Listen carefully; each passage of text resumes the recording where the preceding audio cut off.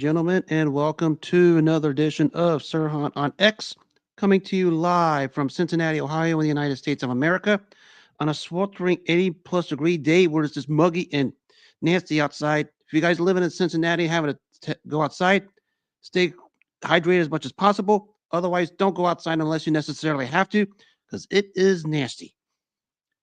I hope everyone had themselves a wonderful 20th of June of the calendar year 2025. Tonight is a bit of a historical night because we had two historical events that took place on this day. One where history was made, and another one that set off a historical run in the sport of boxing. I'm going to go ahead and get right down to it here, real quick. The first one we're going to talk about here is what took place 65 years ago today at the Polo Grounds in New York City. This was the rematch for the heavyweight championship of the world between Ingemar Johansson out of Sweden and New York's own Floyd Patterson. This was a rematch of where Patterson lost his heavyweight championship to Johansson before this and was driven to get it back. This fight basically, it was a case of where Johansson controlled the first fight and basically just pulverized Patterson and knocked him out to win the heavyweight title. So now we're going into the rematch here that took place outside of New York City. And it was basically a split down the middle fight because people were wondering whether or not Ingemar Johansson's win over Patterson was a fluke or was legitimate. So what do we have here is we talk about this particular fight, especially when we talk about the career we're touching of Ingemar Johansson, who does not get mentioned enough. We talk about the top 30 all-time great heavyweights. He was a fighter that was born out of all places, Sweden, and went into that first fight with Patterson as basically a 5.5-to-1 underdog. Basically, no one thought he would have a chance on June 26, 1959, at Madison Square, at Yankee Stadium. So we entered that particular fight where he was basically an underdog, and he basically just pulverized Floyd Patterson to where he successfully defended his heavyweight to win the heavyweight championship in a fight that where the fight was basically there's no if I can put it this way, Patterson didn't have much of a chance. So what happens here, he wins the fight, shocks the world, but Patterson calls for an immediate rematch and is set for 60 years ago today. We talk about going into this particular fight. Basically, after Patterson was a 5-to-1 favorite in the first fight, you go into the rematch, and now all of a sudden, Johansson is a 6-to-5 favorite out of nowhere, simply because people thought, Floyd Patterson was, not going to amount to anything after that. Because Patterson, at that time, was the youngest to win the heavyweight title. And going into this fight, he was looking to become the first to ever regain the heavyweight championship that was failed by at least 8 different fighters in the past. That includes such fighters such as Joe Louis, Jack Dempsey, and Ezra Charles, and Bob Fitzsimmons, who 4 of the fighters failed to regain the heavyweight title. It was a combined 12 times going into this fight where the former champion tried to regain the title, and it wasn't meant to be. So what do we have in this? We have a chance at history here simply because it was a chance for Floyd Patterson to make history and to be a part of history forever. Now, mind you about Floyd Patterson, for some of the newbies familiar with Customato with his time of Mike Tyson, before he had Mike Tyson, he had Floyd Patterson. And like Tyson, the trademark punch of Floyd Patterson was a left hook. And like Tyson, Patterson fought out the old peekaboo stance, almost a similar same way Mike Tyson did. Maybe didn't have the physique that Mike did because Mike was more of a bull in a china shop. But Patterson maybe had a bit more polish in the terms of the skill area, which was going to be the factor going into this fight, because Patterson knew he was probably more skilled than Johansson, but Johansson was just a murderous puncher for his time. And when he flattened Patterson to win the heavyweight title the first time in 1959 with that right cross, Patterson felt it, and he knew it. So what is he going to do this time? He's going to make sure he takes away the power of Johansson to try and make history and not give Johansson the chance to establish himself. So everything is set. It was on back then. It was no real television fights for it. It was on something called ABC radio, which you could hear it across the airwaves across the United States. Fights, listen across the radio was a big thing, especially when we talk about those years and before. So that's what we had with the rematch. it was as much anticipated, maybe not quite to what Joe Louis Max Schmeling was 3 decades before, but it was highly anticipated because we were going to see just how great Floyd Patterson was. And so when you talk about this particular fight and the two fighters with this, it started out like it was going to be a repeat because Johansson comes out with the trademark right cross that floored Patterson the first time. He floors Patterson early in this particular fight, and it looks like he was going to get an early round knockout again. Patterson does beat the count, but he is still wobbled, and Johansson takes control. So Johansson starts the fight. Looks like he's going to have this fight under control, under wraps, and he's going to win the particular fight. Well, as the fight was slowly starting to evolve, as round 2 began, now all of a sudden we started a subtle shift because now all of a sudden Floyd Patterson starts to use the skills and the footwork that he learned under Cusimano to avoid the punching power and the right cross of Johansson, because that right hand was the one, of course, that knocked him out in the first fight, was also the one that floored him in the first round. So now you start to see a subtle shift in momentum to where Floyd Patterson starts to take control of the fight and start to find himself a little bit. Johansson still having success with his punch, but not like it was in the early rounds, because now Patterson's doing what he can to avoid the vicious power of Ingemar Johansson as rounds 2 and 3 continue to go on.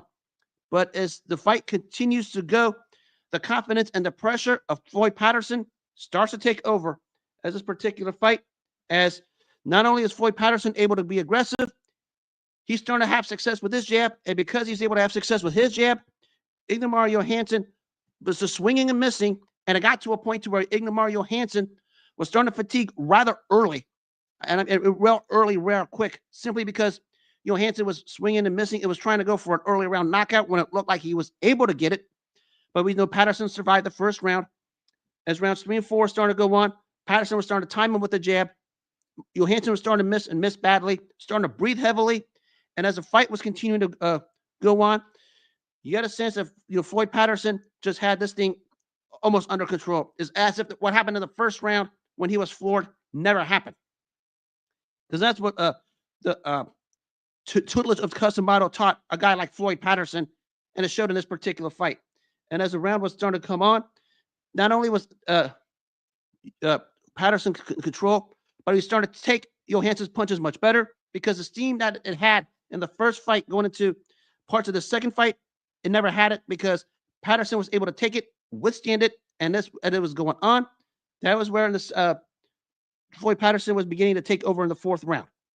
So as even though Johansson was still landing, not the effect in the first couple rounds, and as Floyd Patterson started to know it, he started to take control. The pressure was starting to mount to Johansson as Patterson was coming on, and in the 5th round, it got to Ingemar Johansson, and because of the perfect combination that floored Johansson the first time, was able to beat the count. But after Johansson beat the count, Patterson, smelling blood, sensing the opportunity, put together the combination, and of course the Patterson trademark, that vicious left hook that put Johansson down and out cold in the middle of the 5th round, and where Ingemar Johansson was counted out from 8, 9, 10, and the history was made on this day 65 years ago when Floyd Patterson, after losing the title to Ingemar Johansson, became the first heavyweight in history to regain the heavyweight championship from the guy who just beat him in Ingemar Johansson.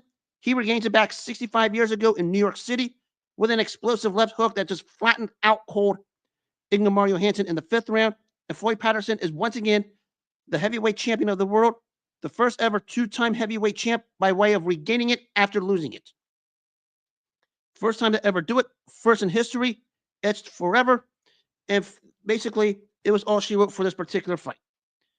Because Ingemar Johansson and Floyd Patterson had a wild 3-fight series, but the second one was the one that was probably the telling point, because it just went to show you the extra depth Floyd Patterson wanted to go to and was able to get to become the heavyweight champion of the world again, and that's exactly what happened 65 years ago. Of course, with this particular fight, they called for a 3rd fight, and in the 3rd fight was a case of bodies hitting the floor all over the place. We consider what happened between Patterson-Johannson in their third encounter. This particular fight, it started out like the first two fights where Johansson controlled. Actually, it was flowing Patterson all over the place, but Patterson was coming back and was able to put him away this time a little earlier in the third round, where both guys were just firing exchanges, and that was when Floyd Patterson basically ended a wild trilogy where both guys hit the floor many times in this three-fight series, and Floyd Patterson ended it in the 203 of round three in the third fight to end the Patterson-Johannson trilogy 2-1 in Patterson's favor. Probably not talked about it as much as some of the historical ones, but it should be, because I've always said when you have the rematches and trilogies like this in sports and in all walks of life, it's a case of both fighters' styles made for each other, and that's what happened here with Floyd Patterson and Ingemar Johansson. I mean, two standout heavyweights of that ilk after Joe Louis and before Muhammad Ali. They didn't probably get quite the level that I say that Rocky Marciano did, but still two very good heavyweights who split the heavyweight championship back and forth in the first two fights. And that's what happened with this particular second fight 65 years ago today, when Floyd Patterson made history to become the first ever heavyweight champion to regain the championship from the guy who he lost it to, who was Ingemar Johansson. That took place a year before. Patterson made the history with an exclamation point, the perfectly placed left hook that sent Johansson down and out for the count. And we talk about these two particular fighters. You're talking about the 1957 and 58 1958 and 1959 Fighter of the Year in Ingemar Johansson. Also in 1959 was named the Sports Illustrated Sportsman of the Year. And in 1960, Floyd Patterson was the Fighter of the Year. And this second fight between Patterson and Johansson, given the type of a grudge match this was in their second fight, was labeled the Ring Magazine Fight of the Year for 1960. That's to tell you the type of fight in the history Floyd Patterson and Ingemar Johansson had when this took place 65 years ago. Floyd Patterson was driven to be great, was driven to make history, and he did it. And basically, their place in history is secure forever. I mean, not the level of, say, what Ali, Frazier, or Holyfield Bowe was in terms of trilogy, but it's certainly a top 10 all-time great trilogy in boxing history. Probably one of the more wilder ones. We consider both guys hit the floor throughout this particular fight series. Of course, the capper in the first fight was when Ingemar Johansson floored Floyd Patterson 7 times in the third round. But the heart and the dedication of Floyd Patterson got him through the second and third fights with Johansson. He won the trilogy 2-1, made history today. That's why he's an all-time great. And what happened with Floyd Patterson became, of course, later on a manager. The adopted son, this one-time standout super bantamweight Tracy Harris Patterson, also became a member of the New York State Athletic Commission for the longest time. Of course, he was one of the driving pieces in the infamous Louis Resto Billy Collins hearing after that fight, which we know the story with that fight where Resto won the fight, but was kind of all kinds of cheating scandals. And basically, it was the picture of Floyd Patterson on that seat getting the punishment administered to both Panama Lewis and Louis Resto. But Floyd Patterson's history goes beyond just being in the ring. It was also outside of it as a manager, of course, the adopted son of Tracy Harris Patterson, and being a member of the New York State Athletic Commission for the longest time. Just an iconic figure in the sport of boxing forever. Maybe a top 20 to top 25 all-time great heavyweight. But being the first to do something will always stand out. He did it 65 years ago today after losing his title to Ingemar Johansson in 1959.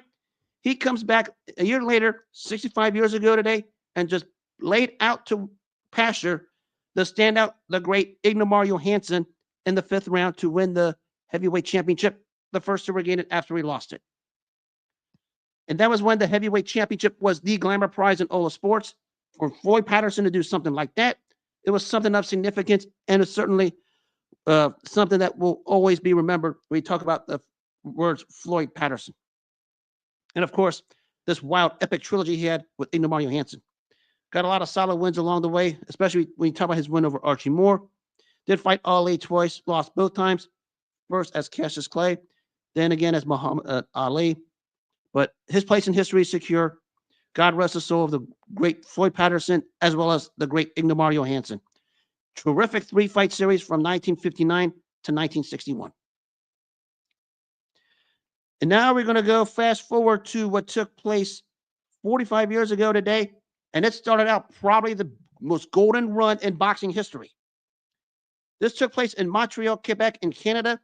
It was the first of the three-fight series and the beginning of the Four Kings era that started June 25th, 1980 in Montreal. It was the first showdown between Roberto Duran and Sugar Ray Leonard.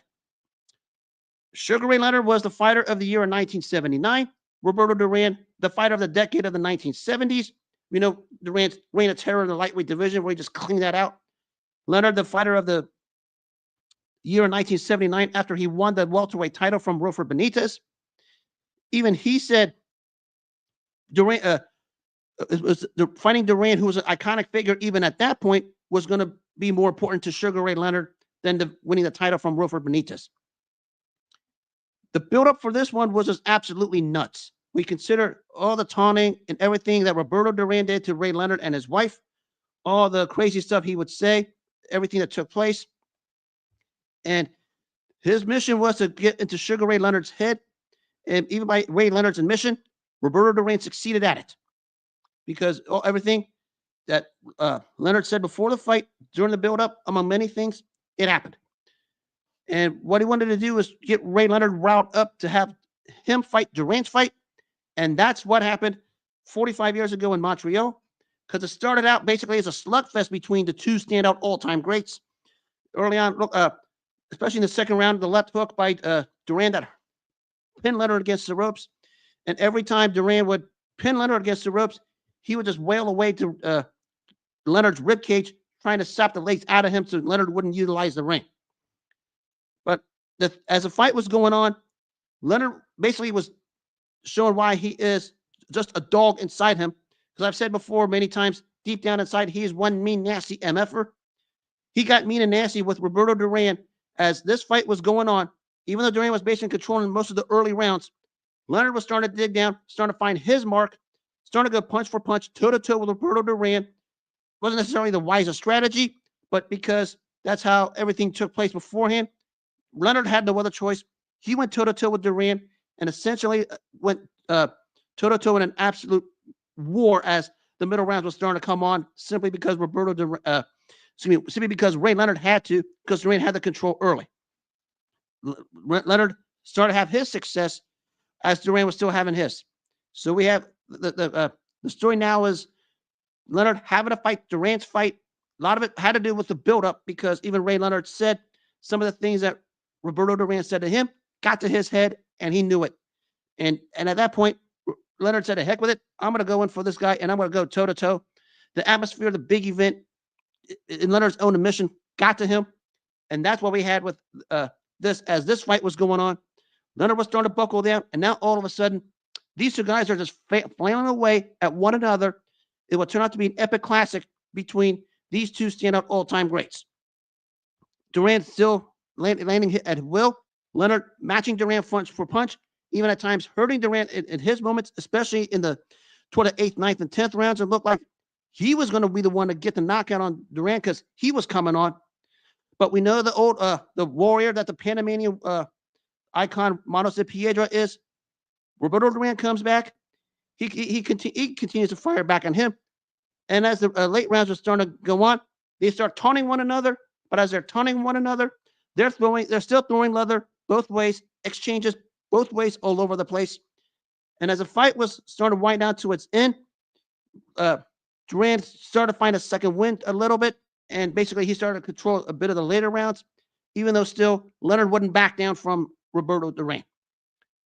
As the final bell was sounded, as Ray Leonard was raising his hands in victory, Roberto Duran basically just gives Sugar Ray Leonard a shove as the continued hatred of their buildup to basically point at himself saying, "Yep, it's me that won, not you, me."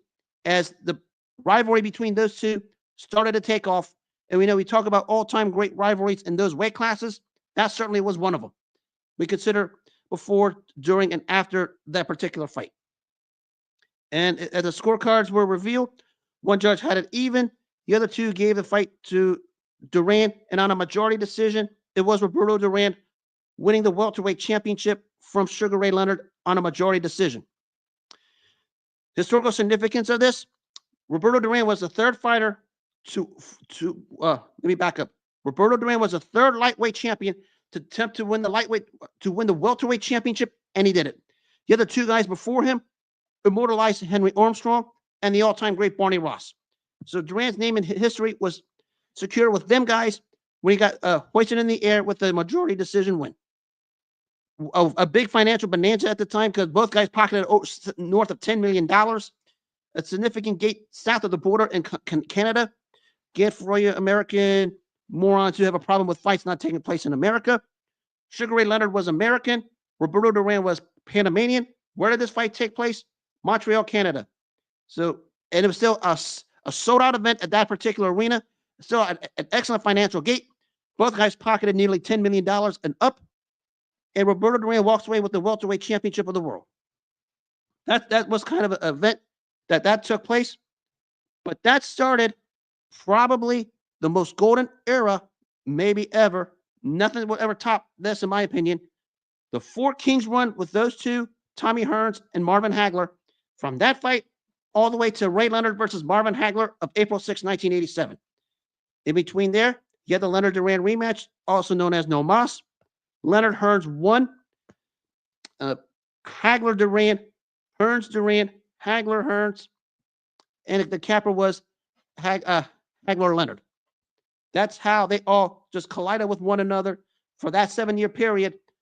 When they wanted to fight the best at their best, it was all about legacy and being at the best at their game, fighting the best. That's what those four did. An unmatched era, maybe ever. Some might resemble it beforehand. I can point to a couple of examples. But when you talk about this, no one will ever top what these four guys did when you talk about this particular era. Simply because they wanted to fight each other, and they knew that's where the legacy was. It was all about chasing greatness with those four. And it started 45 years ago today in Montreal, Canada, when Roberto Duran beat Sugar Ray Leonard to win the welterweight championship to become the third lightweight champion, joining Henry Armstrong and Barney Ross to win the welterweight championship. Elite company. Of course, we know what happened after this. Roberto Duran, probably the biggest win of his career, maybe ever.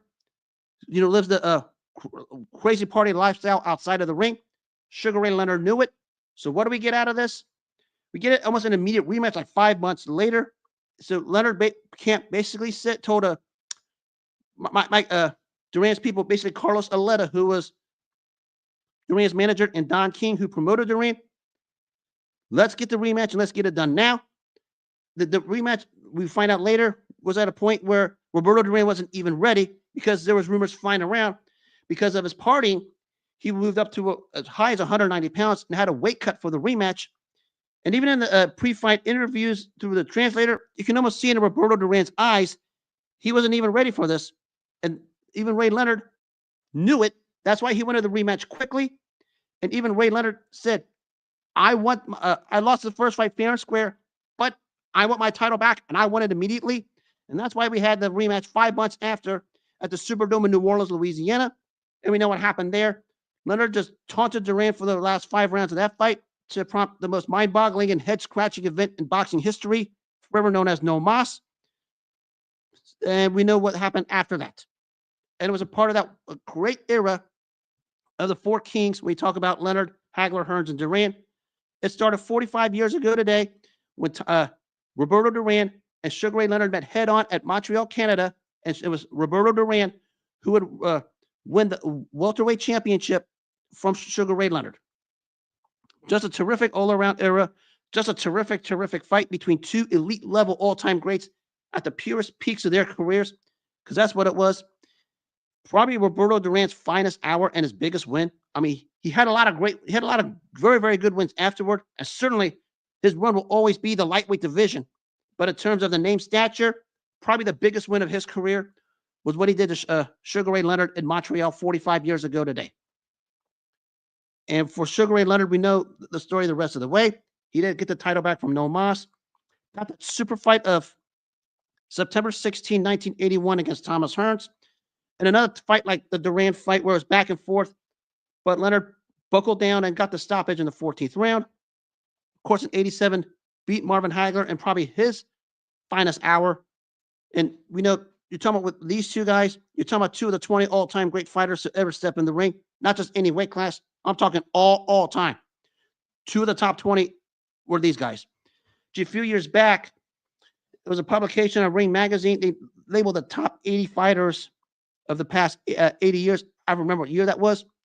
Two of the top 10 of that on that list were Roberto Duran and Sugar Ray Leonard. That tells you just how great they were. And people get confused about Roberto Duran's legacy. You could probably say his peak ended with this particular fight with Ray Leonard when he won in Montreal. But his greatness was up to this point, simply because these newbies don't understand what he was at lightweight. Everybody coins everyone, an unstoppable force, the Matrix, like they did with Loma, among many others. Before all of them, and before we had a bunch of these international phenomenons from the Latino community, there was Roberto Duran, who was lighting up Madison Square Garden in the lightweight division when he was wiping out guys like Ken Buchanan, Esteban de Jesus, and Ray Lampkin, just to name a few. And the capper was, for him, the cherry on the sundae of his career is what took place 45 years ago in Montreal when he beat Ray Leonard. That will always be Roberto Duran's legacy. Leonard, of course, has his own legacy, 5-division world champion, the gold medalist, multiple times fighter of the year in 76, 79, and 81, among many others. Just two established all-time great in the history of the sport, and basically kicked off probably the greatest run in boxing history 45 years ago today in Montreal when they went at it in the first of their 3-fight series, and it was just a classic, their first fight. We know what happened in the second fight. I discard the third fight because if you see that fight, you could probably say that had no business taking place. So I don't even acknowledge Leonard-Duran 3 as a part of that Four Kings era, because I said the Four Kings era ended April 6, 1987, when Ray Leonard fought Marvin Hagler. Why? Because that was the final end of that 4-fighter round robin with those four being Leonard, Hagler, Hearns, and Duran. And that's why we had what we had during that era.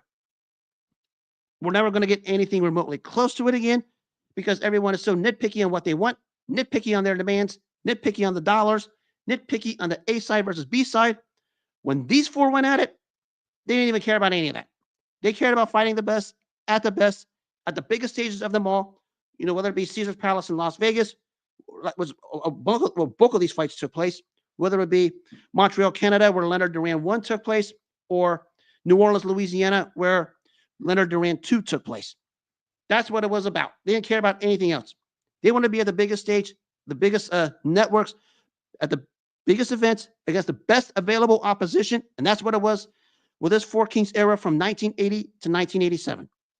Started 45 years ago today. As Sugar Ray Leonard said, boy, I wish there's a way we could go back to those days and relive it again because those were some fun times. Certainly was. Not just for the fighters, the promoters, the networks, especially the fans and the media who covered these events, who basically had the time of their lives just covering it because they could be both media members and fans at the same time. That's what the Four Kings era was. And all the stuff we see today, nothing's going to come nearly close. No way. I'm not even going to divulge in it. Because I'm watching all these other guys today, all these, A side, B side, who wants a bigger purse, who wants this, among many other things. We're not going to see that again because everybody's too picky on what they want. But what those four guys wanted in the 80s is what they wanted was to beat the best at their best. That's what happened. And that's what we saw for that 7-year period from 80 to 87. Boy, I wish I could go back in a time capsule and relive those moments myself because like Ray Leonard said, it was about glory, it was about prestige, it was about legacy, and it was about greatness. That's what it was. Roberto Duran hit his 45 years ago today.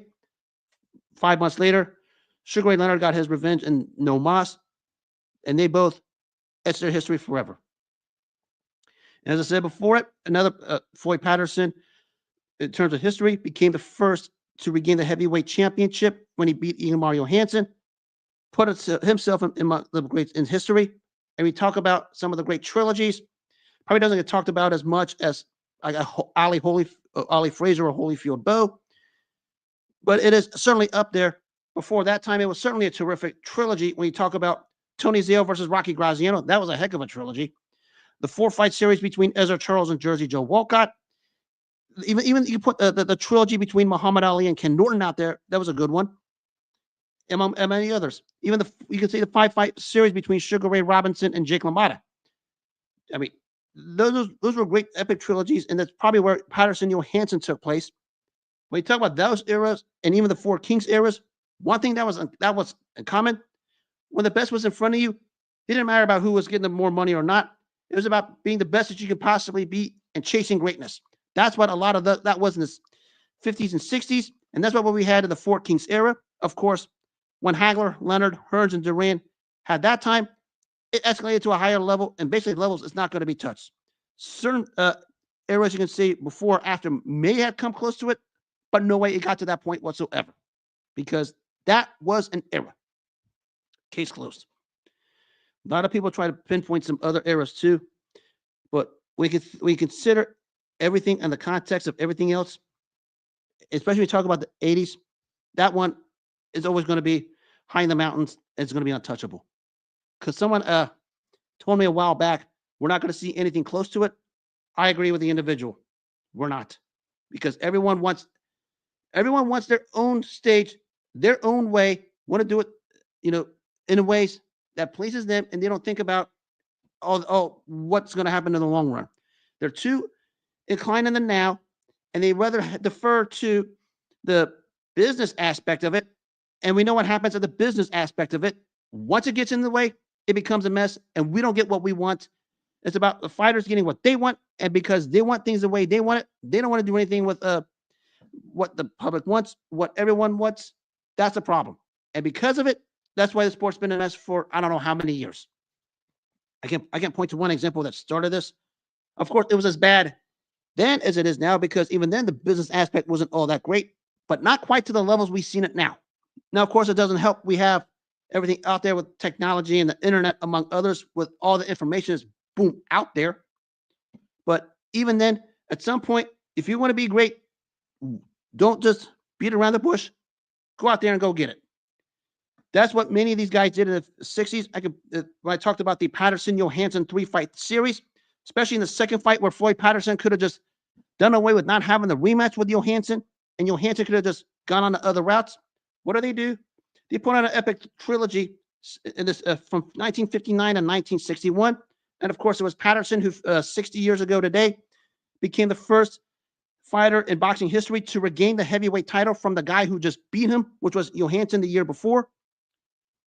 And as I talked about with the Duran-Leonard fight just now, Roberto Duran joining Barney Ross and Henry Armstrong to win the welterweight title from beating Sugar Ray Leonard 45 years ago in Montreal.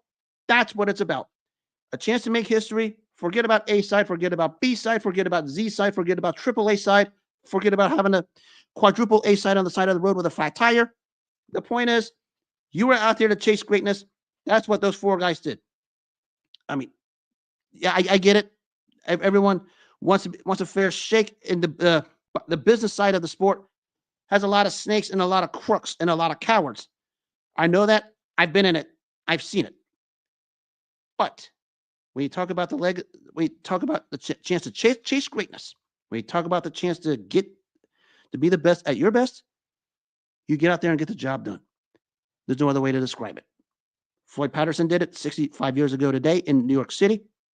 Roberto Duran did it 45 years ago today in Montreal, which kicked off the greatest 7-year run in boxing history, known as the Four Kings, when he beat Sugar Ray Leonard, who were two of the Four Kings, with marvelous Marvin Hagler and Thomas Hearns.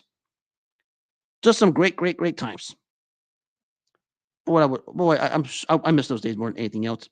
I try to talk today's stuff, but it's easy to get distance yourself from it, especially in lieu of what I saw with the Canelo Crawford press conference earlier today.